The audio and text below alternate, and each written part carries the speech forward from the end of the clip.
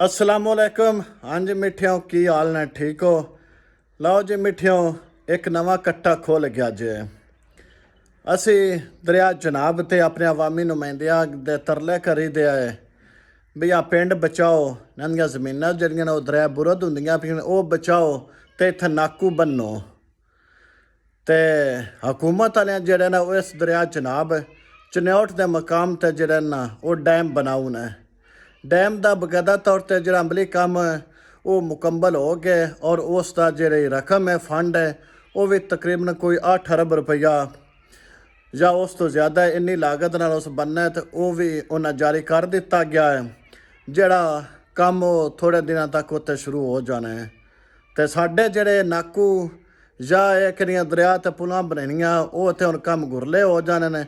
तो हुण सानू सारिਆਂ ਨੂੰ ਆਪੋ ਆਪਣੀ पै जानी है। साफ ज़ाहिर है ਜਦੋਂ ਇੱਥੇ डैम बनना ਇੱਥੇ ਦਰਿਆ ਦੇ ਵਿੱਚ ਪਾਣੀ ਰਾਣੇ ਹੋਰ ਤੇ ਉੱਥੇ ਹੁਣ ਸ਼ਾਇਦ ਰਾਹ ਨਹੀਂ ਕੋਈ ਨਹੀਂ। ਹੁਣ ਭਾਵੇਂ ਨਾਕੂ ਬਣਾਓ ਤੇ ਜਾਂ ਆਪਣੀਆਂ ਜਾਨਾਂ ਬਚਾ ਕੇ ਇੱਥੋਂ ਨਿਕਲਣਾ, ਜੇ ਹੋਰ ਰਾਹ ਕੋਈ ਨਹੀਂ ਰਹੇਗਾ ਜੀ।